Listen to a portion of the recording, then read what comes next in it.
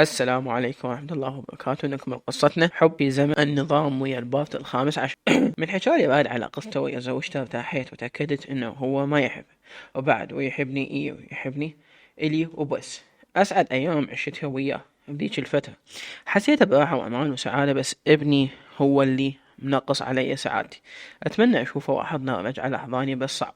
يمكن إذا أشوفه بمكان ما أعرف يحرموني منه. حسبي الله ونعم الوكيل. جيراننا وأقربائنا كلهم عرفوا بي من الزوج. أمي قالت لهم الزوجة رجال كبير يشتغل تاجر من أهل الحلة، وعنده أملاك وتجارة هنا بالبصرة. يعرف زوج خالتها أبو وسام وصاه على مرة بس تعيش هنا، كل ما تصير عنده شغل بالبصرة تكون هي موجودة يا أمه. وقال لها على زينب، هي مرتاحة وياه الحمد لله. مرة اجت عمتي كريمة وكانت شايلة بخاطرها شلون ما خبرناها عن زواجي. فهمتها أمي شغلة صارت بسع، قلت أتزوجها أحسن من ظلتها هيج.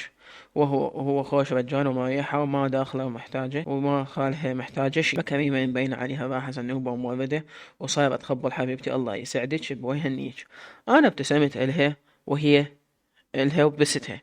عمة كريمة ما قلت لكم ذاك اليوم شفت مية جيراننا بيتهم غريب على بيت ابو علي، وسولفت لي عليهم وقالت هاي مرت علي شو مسوي بيهم، لعب عرايك ومشاكل هي وياهم. اخر شي بن ولها مشتمل، وحتى بابها خارجي لا تدخل عليهم ولا يدخلون عليها. بس هم ما يحجون، كانوا يخافون من الشماتة. بس من شفنا الباب الثاني يلا عرفنا.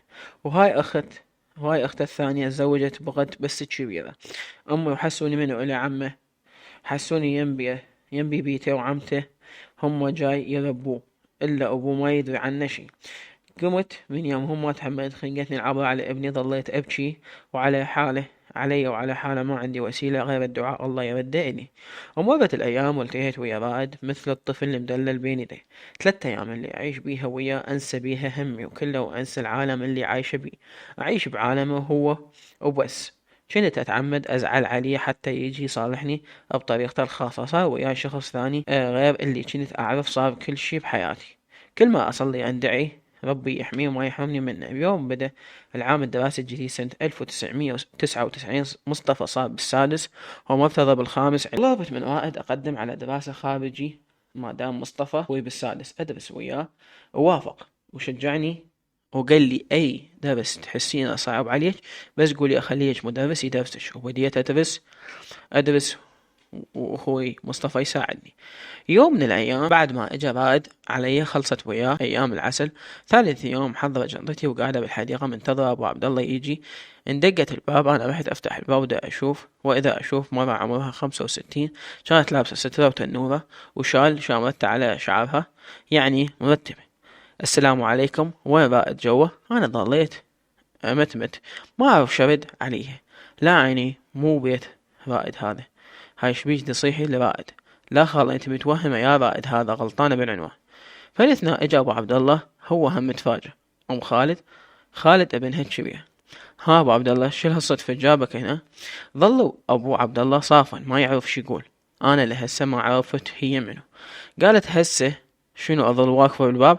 دخلها ابو عبد الله وقال لي دخليها بالديوانية. هاي ام رائد. دخلت وابو عبد الله ظل قاعد بالحديقة. اول ما شافت البيت قامت تفتر بي، بعدين بدت بأسئلتها. قلت لها انا ما اقدر اقلك عن شي، اذا تردين سئلي رائد. خوش اخابر رائد واشوف. وطلعت ركبت بسيارتها، كانت هي تسوق سيارة. رجعت للبيت بس ما حكيت لأمي عن شي. العصر اتصل رائد. الو ها زوزايتي، اليوم كبستك أمي. وظل يضحك. تضحك ها؟ أنا متت خوف وأنت تضحك. رائد جاي أتخيل وجهك مش شفتيه. أنا كنت خايفة عليك. شنو خابرتك وشنو قلت لها؟ رائد خابرتني وحكيت لها كل شي. اي شنو كانت ردة فعلها؟ رائد عادي بس زلت لين ما قلت لها، وقالت تشوف يوم وتجي تزوركم. اي هلا بيه. انطيت خبر لأمي. وراها بيومين اجا اجت ام رائد لبيتنا. كانت شخصيتها قوية والعز والترف مبين عليها. طلبت من امي ابقى انا وياها لوحدنا. ام رائد اي زينب تحبين رائد ابني مو؟ اي خالة احبه. رائد كل شي حكالي عنك، صح أنا ما حبيت طريقة زواجكم وبالسر ومن دون علمي، بس تبقى هاي حياته. أهم شي هو مرتاح بحياته وتكونين انتي بنت الحلال تريحينه وتهتمين بيه. أنا سألت عنكم وقالوا خوش بنية وأهلها زينين، صح أكو فروق بيننا وبينكم مثلا مستواكم المادي ومذهبكم غير مذهبنا، بس تبقى هاي أمور خاصة بكم. المهم القاضي راضي، هواي مدح لي بيش. الله يهنيكم. وصتني ما أحكي عن زواجي منه، واستأذنت وراحت. كلامها أثر بي وبالأخص مستواكم ومذهبكم، بس ما قلت لأمي أخاف تنقاب.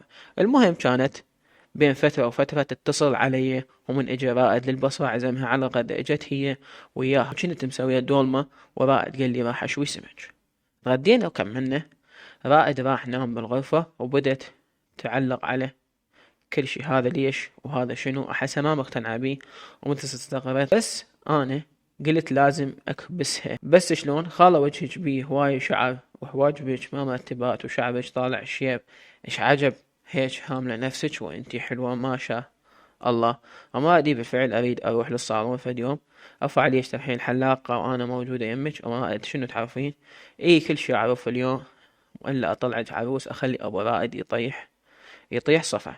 ام رائد يلا وايدك. خابرت على ام عبد الله وقلت لها دزيلي عبودي محتاجه واجي. وصيت على صبغ شعر وشغلات احتاجها، قعدت إلها وحفيت إلها وسويت إلها شيرة وجسمها وصبغت شعرها، وقصيت إلها قصة حلوة وحطيت لها مكياج خفيف، ووقفت قدام المراية. مراية شنو هاي سويت يا ملعونة، عاشت ايدك هاي وين كنتي عني من زمان، بعدك عمها ما شايفة شي، يمتى ما تردين تعالي هنا والا اطلعك عروسة.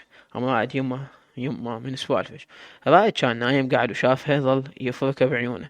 هاي شنو اليوم شف فكك من بابا. اما رائد ولك استحي، انا رائد شاغب طالعة كيك. حسيتها ارتاحت لي وكل شوية تطل بالمراية. صار العصر سويت لهم شاي وقعدنا نسولف وضحك، وقالت يما تأخرت لازم أروح. ومن طلعت رائد قال لي عفي عليك، هيك أريدك أهم شي